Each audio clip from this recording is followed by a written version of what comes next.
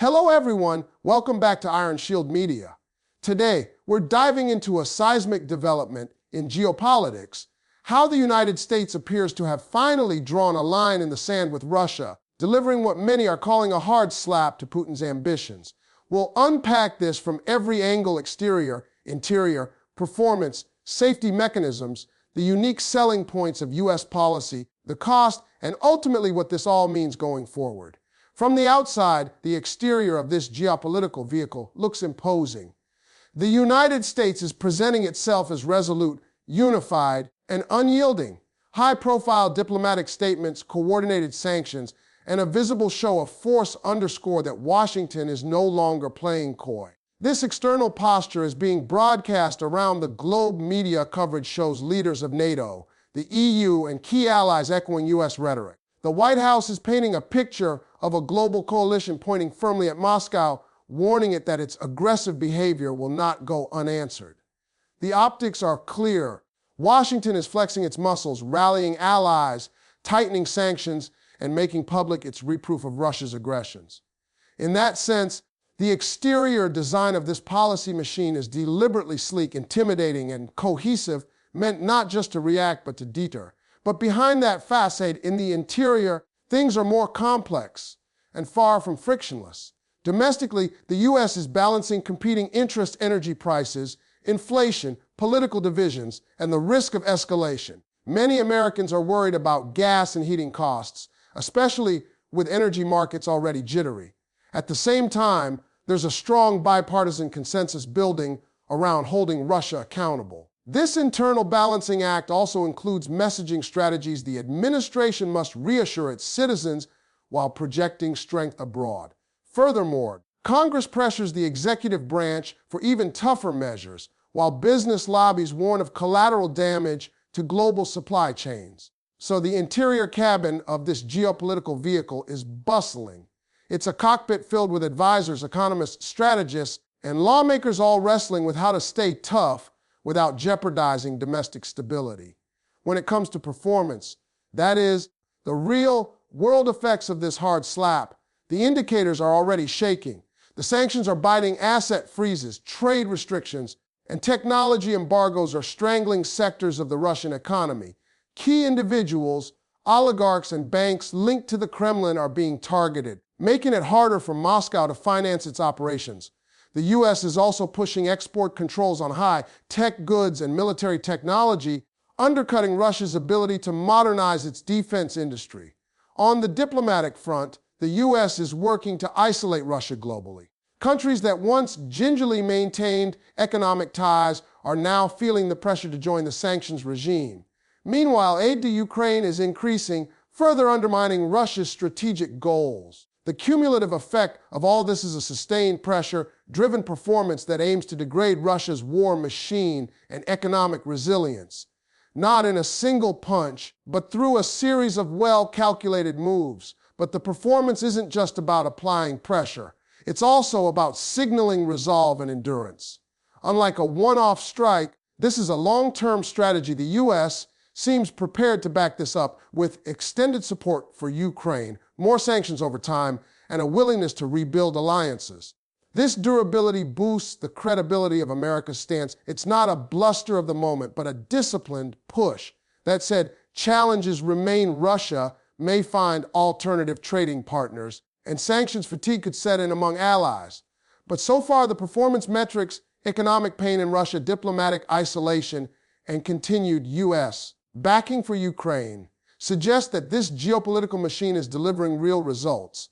Turning to safety features, how the U.S. is safeguarding itself and managing the risks of escalation, the design of this policy vehicle includes several protective mechanisms. First, the United States is calibrating its measures to avoid provoking a direct military confrontation with Russia. Rather than deploying large ground forces, it is leaning on economic tools, cyber tools, intelligence sharing, and indirect support. The U.S. is also coordinating closely with NATO allies, which helps distribute risk. In addition, Washington is trying to reassure global markets: yes, there will be pain from sanctions, but efforts are underway to stabilize energy markets, ensure supply chains don't collapse, and maintain financial liquidity. Domestic contingencies are also planned. There are strategic reserves, communication plans, and diplomatic back channels to de-escalate if things spiral. In short, the U.S. isn't simply swinging wildly, it's operating with a well-engineered system of checks to avoid a full-scale conflagration. Next, the unique selling points of this U.S. geopolitical vehicle are hard to ignore. First, there's the moral clarity the United States frames its actions not just as self-interest, but as defending international law, sovereignty, and democratic values. That narrative resonates globally, especially in Europe and other democracies.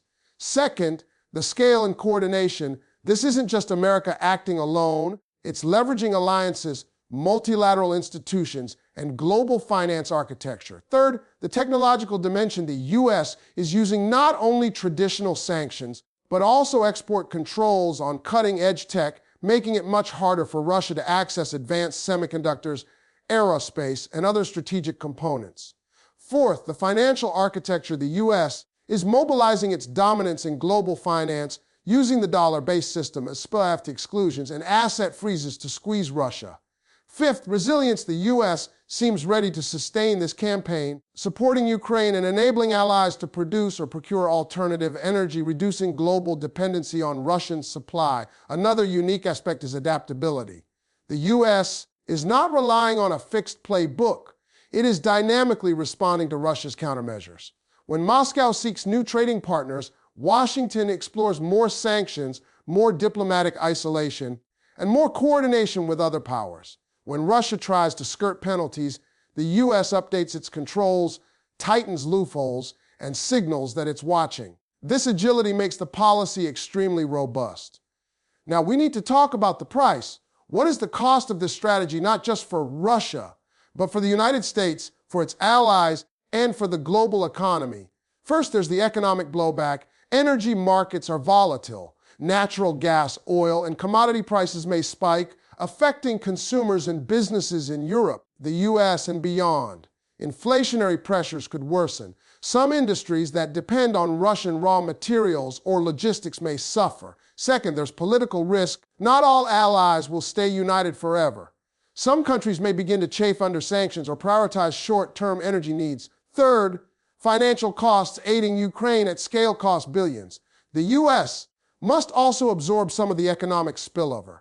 Fourth, risk of escalation. Although the U.S. is cautious, there's always the possibility that Moscow retaliates in unpredictable ways. Cyber attacks, asymmetric aggression, or proxy escalation.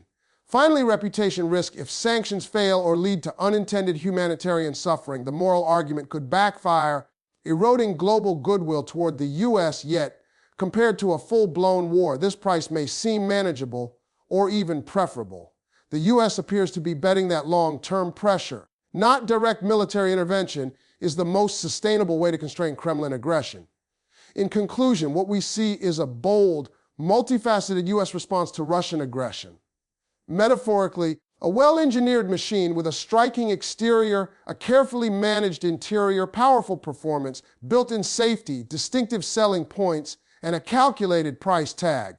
It's not simply retaliation, it's deterrence, reshaping the global order and defending principles. If it holds, it could significantly weaken Putin's hand and reshape how states think about accountability in the 21st century. But the road ahead is not risk-free. The United States must continue coordinating with its allies, avoid complacency, and prepare for Moscow's countermoves. The world is watching, and the stakes are high, not just for Russia and Ukraine, but for the future of global power dynamics. Thanks for watching. If you found this breakdown helpful, please like, subscribe, and hit the notification bell so you don't miss any of our deep dives.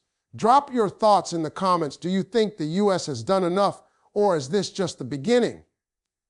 Until next time, stay informed, stay critical, and stay shielded from Iron Shield Media.